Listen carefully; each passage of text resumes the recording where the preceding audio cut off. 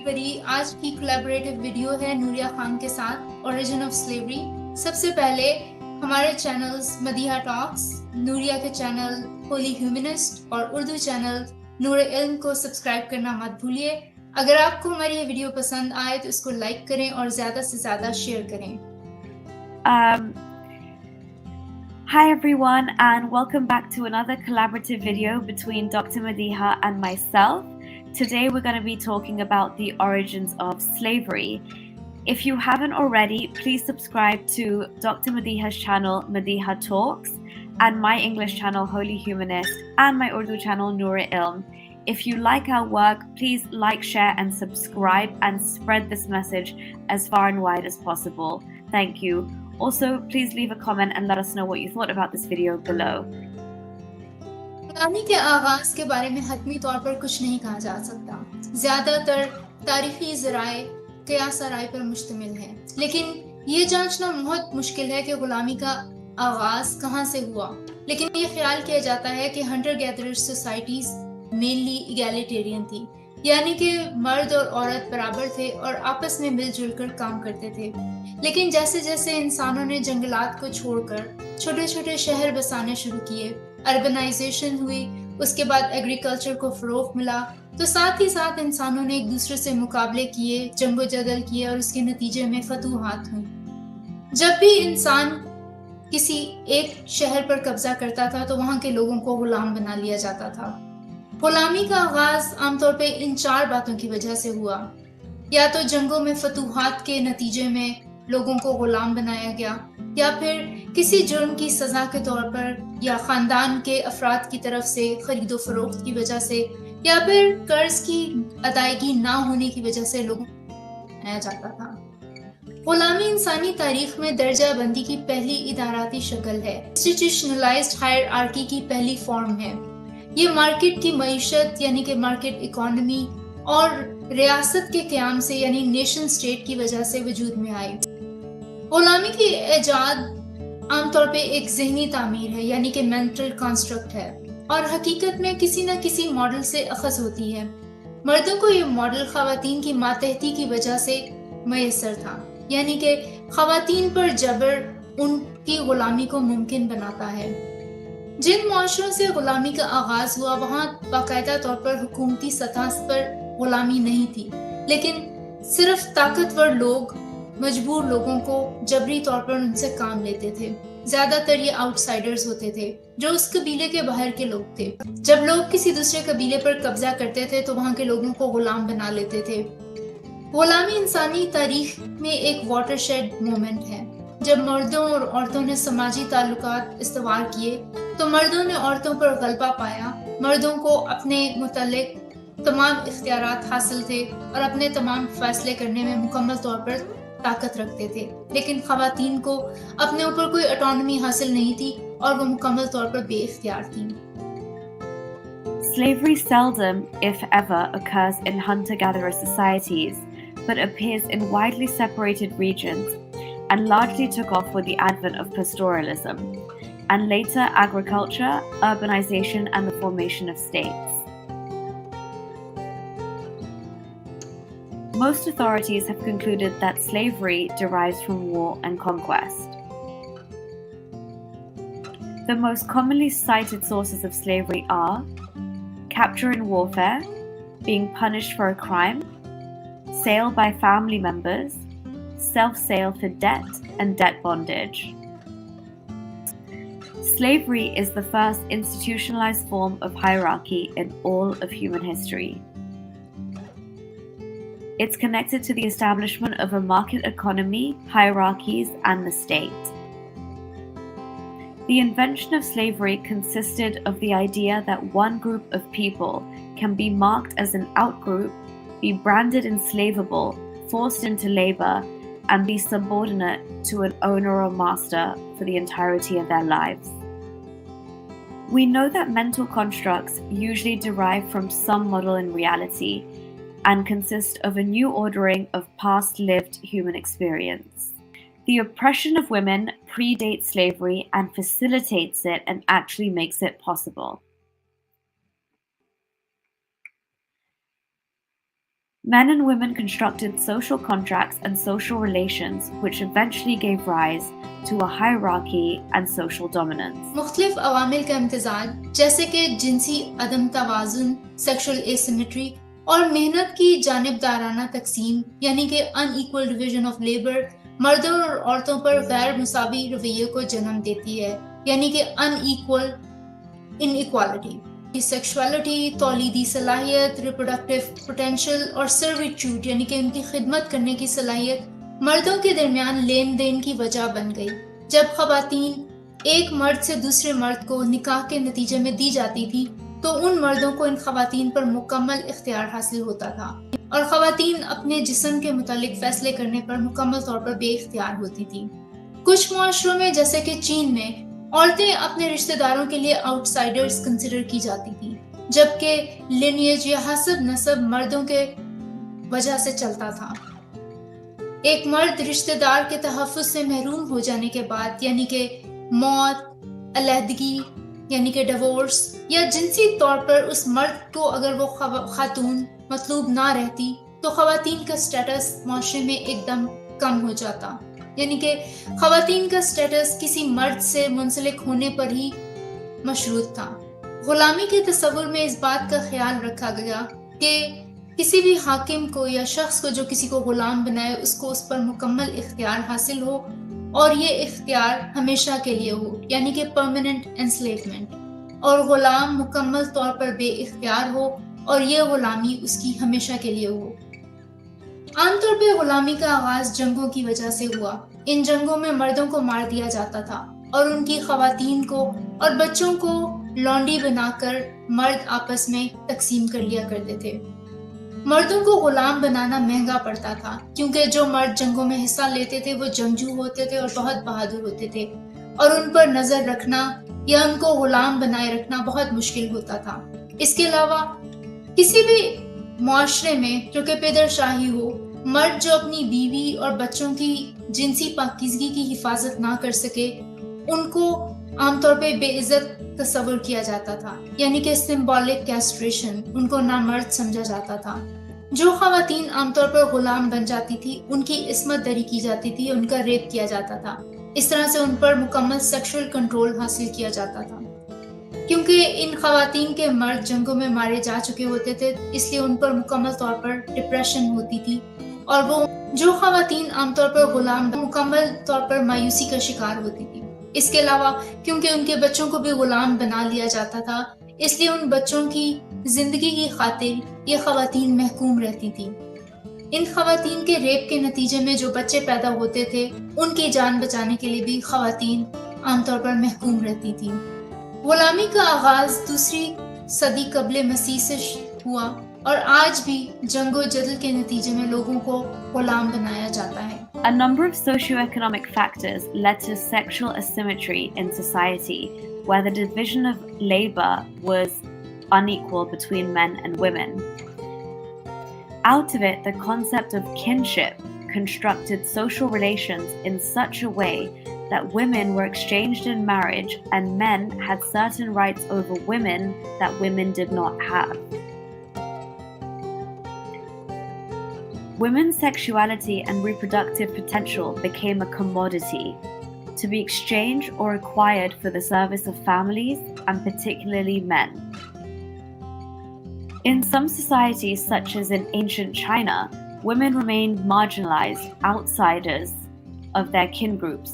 So while men belonged in a household or had a lineage attributed to them, women belonged to those very males who had acquired those rights by marrying them.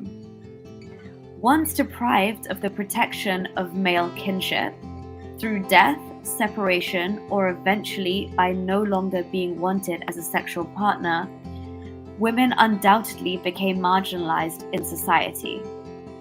The concept of slavery involves developing techniques for permanent enslavement. It embedded in the human psyche the idea that to have absolute dominance on one side and permanent powerlessness on the other were acceptable conditions for the human race to endure. Slavery began with women being captives as a result of warfare. Generally speaking, men had been killed for centuries because it was not cost effective to enslave men. Because while men would usually retaliate, it would prove easier to kill them there and then on the battlefield. So rather than watch over male slaves, it was more efficient to capture the women. Since their male kin had been slaughtered, these captives had little to no hope of rescue, and their hopelessness is directly proportionate to their captor's sense of power. Male captors would often rape their female captives to exert the ultimate dominance over them. This is the ultimate form of power and exerting your power forcefully over another human being, and knowing that at the same time they would be dishonoring them, according to the male psyche, while having slaughtered their male kinship, adds to the level of such sexual violence used in warfare as a tool. If women had children, the children would often become slaves too. And if the woman if a woman had become pregnant as a result of rape, she could only hope to secure her children's freedom and break the shackles of slavery. Sexual violence and genocidal rape has been used as a tool and weapon of war since as early as the 2nd millennium BC to the present day. Examples include the mass rape of Bengali women by the Pakistani army during the 1971 Bangladesh Liberation War. Two of the worst examples in human history were the sexual enslavement of women in territories conquered by the Japanese army and the mass rape committed against German women by advancing Russian soldiers. In the second half of the 20th century, cases of rape were documented in more than 20 military and paramilitary conflicts.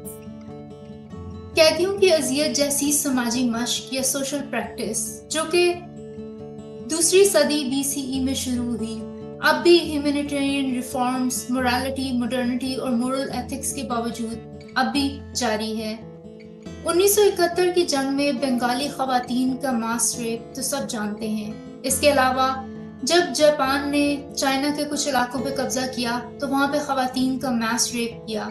इसके अलावा German खवातीन का मास rape bye Russian army. 20वीं सदी में military और paramilitary के नतीजे में 20 से ज्यादा केसेस रेप के रिपोर्ट हुए।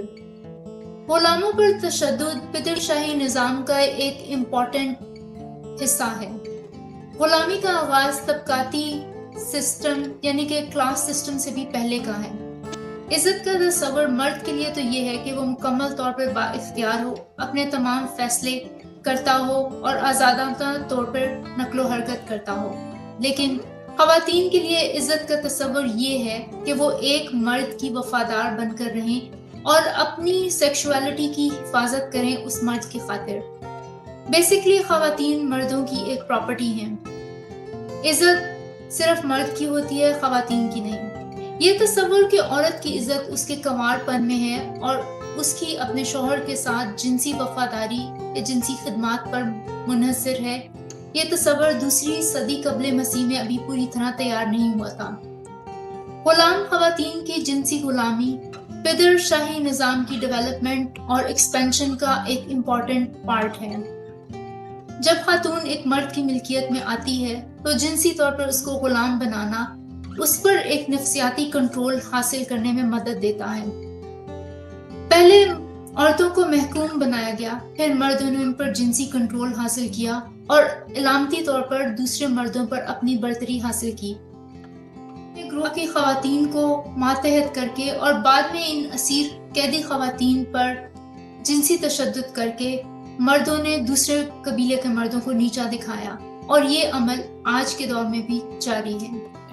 Social practices like the torture of prisoners has been resistant to progress, to humanitarian reforms, and to sophisticated moral and ethical considerations. Because it is a practice built into and essential to the structure of patriarchal institutions and it's inseparable from them.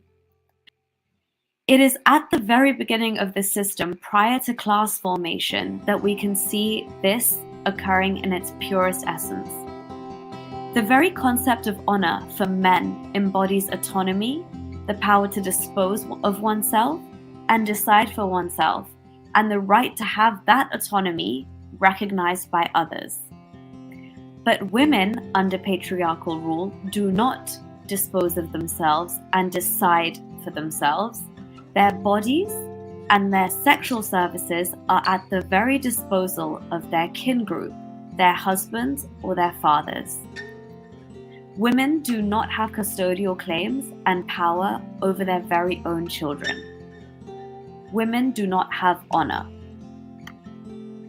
The concept that a woman's honor resides between her legs and in her quote-unquote virginity, and in the fidelity of her sexual services to her husband, was not yet fully developed in the 2nd millennium BC. The sexual enslavement of captive women was, in reality, a step in the development and elaboration of patriarchal institutions such as patriarchal marriage and its sustaining the ideology of placing women and females' honor in their chastity and between their legs. The cultural invention of slavery rested as much on the elaboration of symbols of the subordination of women just as much as it did on the actual conquest of women. By making women within their own group subordinate and by capturing women, men learn the symbolic power of sexual control over women and exerting a sexual superiority over men. This also elaborated the symbolic language in which men expressed their dominance and created a class of psychologically enslaved people who were to be beneath them. आइए अब तारीख से कुछ वाक़यात का जायजा लें। Mesopotamia से इस बात के बहुत ज़्यादा तारीखी शवाहिद मिलते हैं कि मर्द कैदियों को कत्ल करके या जिस्मानी तौर पर उनको मसख या म्यूटिलेट कर दिया जाता था और ख़वातीन को जिनसी गुलाम बनाकर उनकी इस्मत दरी या उनके रेप किए जाते थे। मेसोपोटामिया के documents on the stele of vultures के मुताबिक लगाश के हुक्मरान एनातम ने जब उमा शहर पर फतह हासिल की तो दुश्मनों की लाशों के ढेर लगा दिए। 2043 से 2034 BCE ने बेबीलोन में उर्क के बादशाह शोशन ने जब सिमनम पर कब्जा किया तो कई हजार लोगों को कत्ल किया और हजारों को कैदी बना लिया और उनको माले गनीमत के तौर पर या वॉर बूटी के तौर पर इस्तेमाल किया। माले गनीमत में इंसान, बच्चे, ख़वातीन और दूसरे सामान शामिल हैं। जंगी कैदियों को रस्सियों से बांध दिया जाता था या फिर बॉक्सेस में बंद कर दिया जाता था। कुछ प्री सारगोनिक टेक्स्ट के मुताबिक इलाम के शहर में कैदियों को अंधा कर दिया गया। एक और टेक्स्ट के मुताबिक जो कि टेम्पल ऑफ बाओ से मिलता है, उसमें बताया गया कि बहुत सारे नाबीना गुलाम थे जो टेम्पल की खिदमत पर मामूर थे। एसीरियन टेक्स्ट से इस बात के शवाहिद मिलते हैं कि जंगी कैदियों को अंधा कर दिया जाता था ताकि उनको डिसेबल कर दिया जाए। There's overwhelming historical evidence for the prevalence of the practice of killing or mutilating male prisoners and for the large-scale enslavement and rape of female prisoners. The earliest reference to the treatment of enemy survivors is in Mesopotamia and date from 2500 BC. From Mesopotamia on the stele of vultures, Eannatum, the ruler of Lagash, recorded his victory over the city of Umma, and the describer recorded how the victors piled up thousands of army corpses in large heaps. It recorded the conquest of several Babylonian cities and the killing of several thousand men in each of those battles, as well as the taking of several thousand captives. An inscription of King Shusin of the 3rd dynasty of Ur, circa 2043 to 2034 BC, describes how he defeated an enemy from a nearby town of Simonum, and all of the slaves that were captured were described as booty. This booty apparently consisted of captured civilian men and of enemy warriors who were later freed. There are other references in various Babylonian texts to booty taken and offered to various temples. The term booty applied to goods, animals, and people. Enemy warriors were roped immediately after capture or put in wood blocks, a form of neck stocks or yoke. There are some references in the text to blinded war captives who were set to work in the orchards. One of these texts is pre-Sargonic and deals with 12 male captives from a city in Elam who were blinded. The other text, the records of the temple of the goddess Bat in Lagash, which has been earlier cited, also mentions blind men working in the orchards. In this case, Assyriologists have researched the meaning of the term Igidunu, which could suggest 13 and that it may mean unskilled, therefore metaphorically blind, or Gulb, the word is, tends to think that they were blind captives. The putting out of the eyes of 14,400 Manasseh, circa 1250 to 1200 BC, included 14 captives being taken by the Assyrians, and it's recorded in an inscription of Shat. The Old Testament also, interestingly, mentions a number of cases of the blinding of prisoners of war. Samson in Judges 17:21, Zedekiah in 2 Kings 25:7, and the story of the men of Jabesh, 2 Samuel 11:2. Herodotus writes in Book 6:2 of the Scythians, blinding all prisoners of war. जैसा कि नूरिया ने आपको बताया कि कैसे कदीम text में कैदियों को अंधा करके उनसे काम लिए जाते थे, इसी तरह एंशिएंट चाइना में भी जहां गुलामी आमतौर पर ताजीरात के निज़ाम से बाहर निकली, यानी कि पीनल सिस्टम, जिसमें आमतौर पर कैदियों को म्यूटिलेट किया जाता था, उनको मसख किया जाता था सजा के तौर पर, पनिशमेंट के तौर पर किसी भी जुर्म की, या तो उनको कैस्ट्रेट कर दिया जाता था, यानी कि उनके उज़्वे तनासुल को काट दिया जाता था, या फिर चेहरे पर टैटू बना दिए जाते थे, उनकी नाक और पाँव काट दिए जाते थे। इस तरह से उनको कैस्ट्रेट कर दिया जाता था या मुकम्मल तौर पर मस्क कर दिया जाता था। इसका इतलाक आमतौर पर मुजरिमों को होता था और किस शख्स को किस हद तक सजा देनी है ये भी उसके जुर्म पर डिपेंड करता था।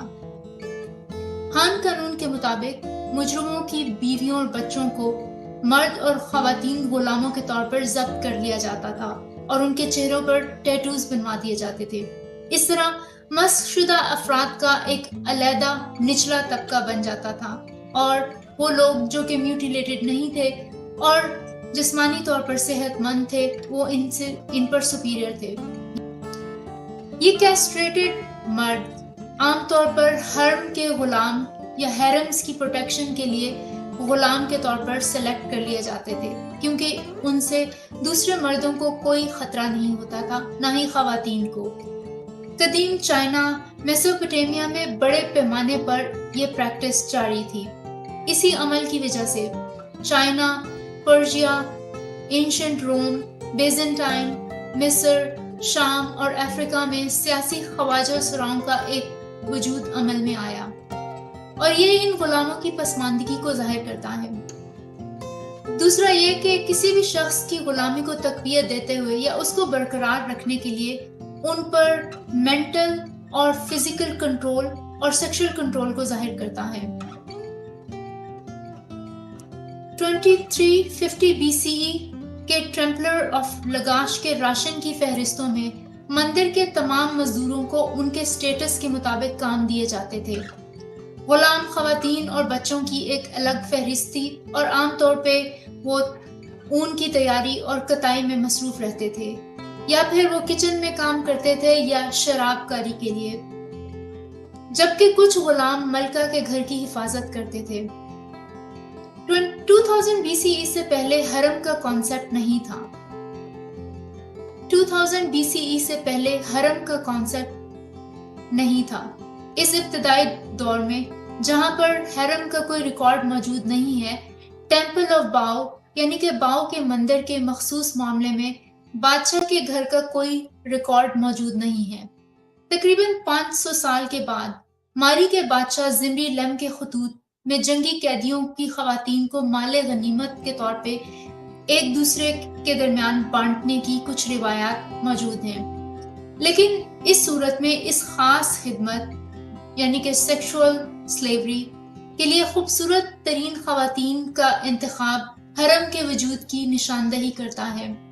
कम अज कम ऐसी औरतों को अपने लिए और मुमकिन तौर पर अपने साथियों के दरमियान लौंडियों के तौर पर इस्तेमाल करने का रिवाज नजर आता है। तकरीबन इसी दौर में टेम्पल ऑफ बाओ और शमास टेम्पल के रिकॉर्ड में गुलामों की तादाद आमतौर पे आबादी के लिहाज से कम है, लेकिन ज्यादातर गुलाम खवातीन हैं, यानी कि 2/3। कदीम यूनानी नज़म होमर्स इलियाड, जो होमर ने इलियाड या ट्रोय के बारे में लिखी, इसको आज भी अदब के सबसे कदीम कामों में से एक तस्वुर किया जाता है और जदीद स्कॉलर्स आज भी इसको बड़े पैमाने पर पढ़ते हैं। होमर्स इलियाड, जो आज से तकरीबन 1200 कबले मसीह में लिखी गई, उसमें भी ये समाजी सूरत हाल नजर आती है जिसमें जंगी कैदी खवातीन को लौंडियों की तरह या सेक्सुअल स्लेव्स की तरह आपस में बांटा गया। दोस्तों, इससे पता चलता है कि urbanisation, nation state, market economy की वजह से जंगो जदल हुई और फतूहात और डिफीट के नतीजे में गुलामी, जो कि बाद में सेक्सुअल स्लेवरी बनी, और उसके बाद जंगी कैदियों को अजियत देने और कैस्ट्रेशन का अमल वजूद में आया, जो कि आज भी किसी न किसी तौर पर कायम है। अगली वीडियो में हम बताएंगे कि किस तरह गुलामी को इंस्टीट्यूशनलाइज किया गया और बाकायदा मज़ाहिब के जरिए इसको ऑर्गेनाइज किया गया। आज तक के लिए इतना ही। In ancient China, where slavery largely developed out of the penal system, criminals were also punished by mutilation. Mutilation generally consists of the tattooing of the face, the amputation of the nose and feet, and the castration of male genitalia. The type of mutilation that was vetted out depended on the severity of the crime. It could be applied to the criminal or even to members of the criminal's family. The Han Law Code states the wives and children of criminals are confiscated as male and female slaves and tattooed on the face. People that were mutilated in such a way actually formed a separate class in their own right, and they were held to lowly tasks, living almost in a slavish state. Castration as a form of punishment and later as a means to employ harem guards was prevalent and widespread in ancient China and Mesopotamia. This practice led to the development of political eunuchism in China, Persia, ancient Rome, Byzantium, Egypt, Syria, and Africa. The practice of castration is very much of interest in this particular discussion insofar as it illustrates the need of the visible marking and marginalization of people in order to designate them as permanent slaves. And secondly, in showing the use of sexual control in order to reinforce and perpetuate a person's enslavement. In the ration lists of the Temple of Lagash dating back to 2350 BC, all of the temple's laborers are listed according to their status and the tasks that they performed. There is, however, a separate list of slave women and their children. Most of them were occupied in preparing and spinning wool, some of them ground grain, others worked in the kitchen and the brewery or tended to domestic animals. Since they were part of the queen's household, this particular group were not harem slaves or used for sexual purposes. In this very early period, there is no record of the existence of harems in general as we understand them, through contemporary history. And in the specific case of the Temple of Baal, no comparable records of a harem are attributable to the king's house. However, some 500 years later, the letters of King Zimri Lim of Mari illustrate the taking of female prisoners of war as booty and their incorporation into the king's household as textile workers. In this particular case, according to the king's wishes of beautiful women according to his subjective standards, it seems to indicate somewhat of the existence of a harem as we know them and understand them, or at least the practice of using such women as concubines for himself and possibly for his retainers or right-hand men, so to speak. So dating from nearly the same time period as the Temple of Baal's records, the records of the Shamash temple at Sippar show a relatively small number of slaves who make up the total population. Of 18,000 names listed, 300 are deemed to be slaves, 2/3 of those being female. This predominance of female slaves over male slaves seems to have been typical of the actual situation in Old Babylonian times. It reflects the predominant use of female servants and slaves in private households. The Iliad in ancient Greek is one of the two major Greek epic poems attributed to Homer. The Homer's Iliad, written in the 8th century BC, reflects a social situation existing in Greece. In Book 1 of the Iliad, the practice of enslaving captured women and distributing them to the warriors as spoils of war is casually mentioned a number of times.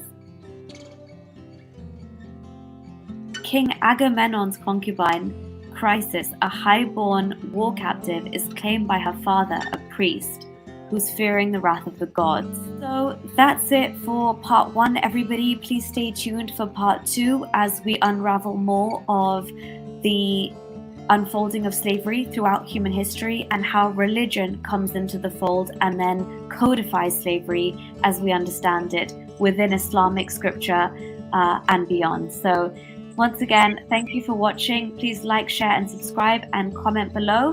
If you're enjoying this format of English and Urdu, do let us know. Thank you, Dr. Madiha. Over to you. Thank you. अगर आपको हमारी ये video पसंद आए तो इसको like और share करना मत भूलिए. अपनी राय से हमें आगाह जरूर कीजिए और हमारे channels Madiha talks, Holi humanist और नूर इल्म को सब्सक्राइब करना मत भूलिए. शुक्रिया. अपना बहुत सारा ख्याल रखिए.